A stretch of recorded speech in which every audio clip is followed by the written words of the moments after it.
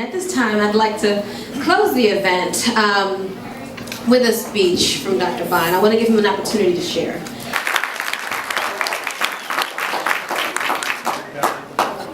No leave. I have to tell you a story about Melanie. She is a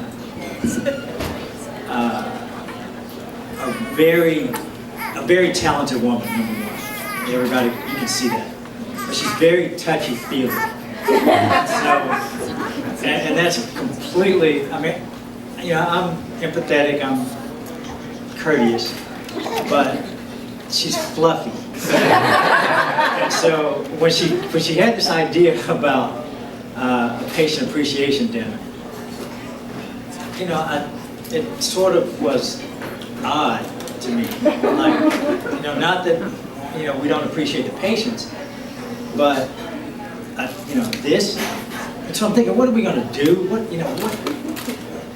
Thank you. You know, I appreciate you all. We do as much as we can for you all. We try hard. Everybody's committed. You know, we take our profession very seriously. But this, and you know, it was, I have to tell you, it was the most emotionally satisfying and rewarding thing I've ever participated in. And she had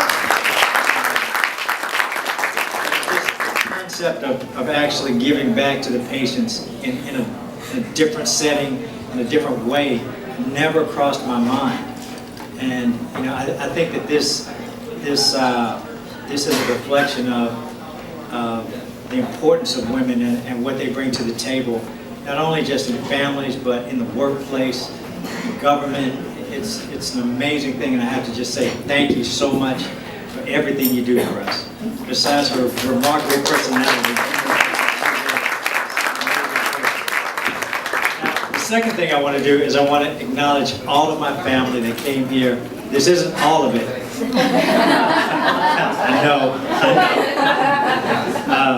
But my wife and kids and mom and everybody came down here to share this experience with me. So I want to say thank you to all of you all. I love you very much. I want to give you all a chance to get to meet them and them a chance to get to meet you all, because you know, I really consider all of you all my family. Next, I think Dr. Gentry paid tribute to the clinical staff, and it was more than appropriate. But I want to say thank you to everybody. It would take far too long to thank everybody here, and those of our team that didn't attend or didn't have the opportunity to attend. But we have assembled an amazing group of people. It's hard to imagine enjoying going to work as much as I enjoy going to work. You know, I've had experiences before. You know, I was fired from my first job, believe it or not. You know, I have faults. But one of the things that has just been amazing is having the opportunity to work with everybody here. And just the level of charisma that each of you all have, the level of intelligence, the level of commitment, it's extraordinary. And so I think that all the things that we have been able to accomplish is not really a reflection of me, but it's a reflection of everybody that has joined in to sort of carry this load and move us forward. So it's a reflection of you all's commitment to people, you all's love of life. It makes me very, very happy to be a part of this. So I have to say thank you to you all. You can applaud.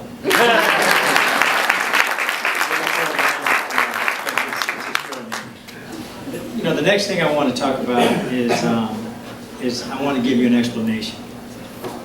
A lot of, some of the patients here were here from the very beginning, and you guys were used to seeing me in the clinic every day. You know, I had the chance to share in your lives and your experiences and your families and it was very, very rewarding.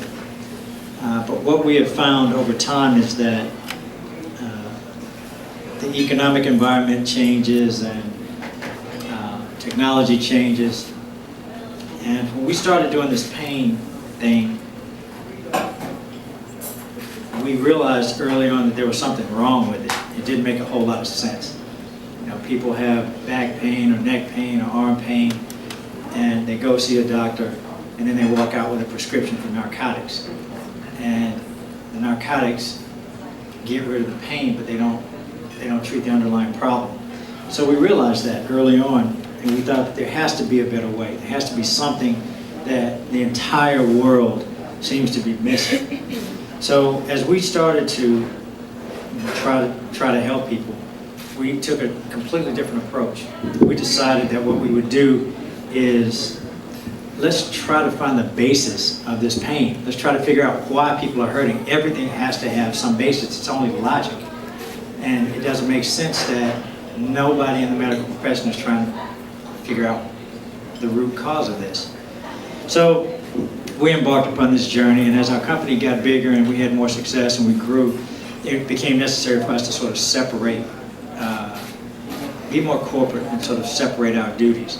And so instead of me seeing patients in clinic and being in the operating room and seeing patients in post-op, we decided to allow people to segment themselves and do what they're best at.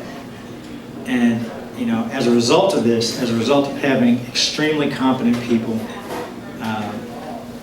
on this team, it has allowed each of us to sort of migrate into the area that probably we enjoy the most, but more importantly, we do the most.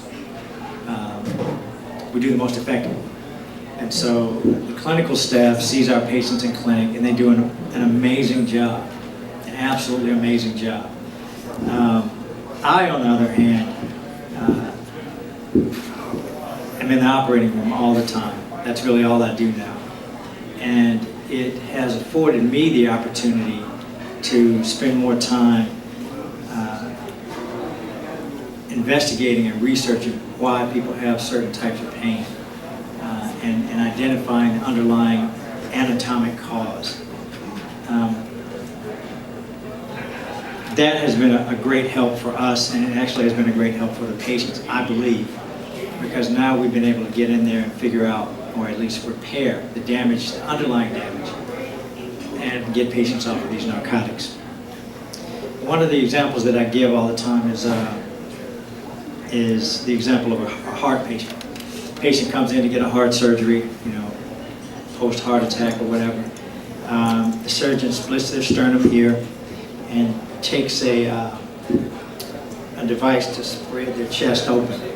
In the process of doing that, they expose the heart, they do the heart surgery, they fix the blood vessels to the heart. The patient no longer has chest pain, the patient's heart's functioning perfectly well, and the patient is happy.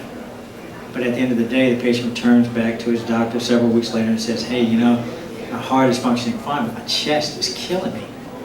So the heart surgeon looks at the x-rays, gets an MRI, MRI looks fine, and he or she says to the patient, I did a great job. I don't know why you're hurting, but give it a year and it should go away. And in the meantime, take this prescription for Vicodin and take that as you need it. Well, you know, the patient, being a good compliant patient, does what the physician says, comes back a year later, completely addicted to narcotics with the same pain. And now the patient's trapped in the system. The problem with this is that during the course of this surgery, the surgeon did what they were supposed to do. They fixed the heart, but in the process they damaged a lot of the smaller nerves that line the chest, a lot of the smaller nerves around the mediastinum. And when they closed it up, they didn't repair those. And so the patient is left with that pain from those tiny nerves. You know, pain management has probably more negative stigmata attached to it than positive. And everybody, when they think of pain, they think of morphine and drug addicts, and it's just a very negative term. And so I'm not going by that anymore. All right, we're done with that. No, I'm just kidding. No, but I think I think we're going to try to reclassify ourselves as more microsurgeons, and we're going to attack things from a microsurgical perspective.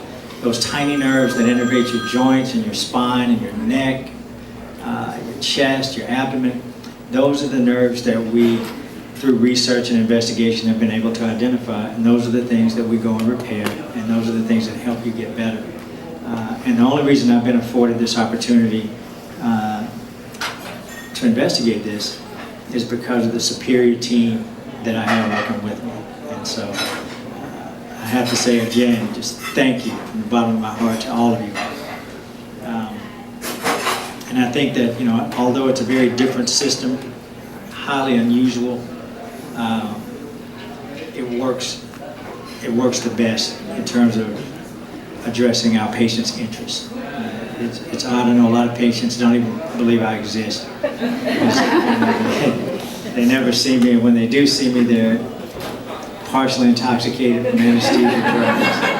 And when they wake up, it's all over, and I'm nowhere to be found. So it's odd, but it just shows the level of commitment and trust you all have in the rest of the members of the team.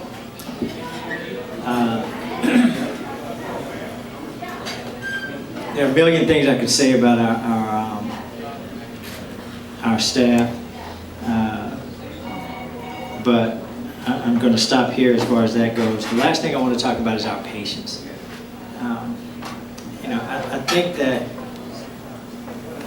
part of the equation is missed a lot, and you know, this entire process for us has been an incredible journey. And you know, the best word I can use to explain it is just a journey of growth.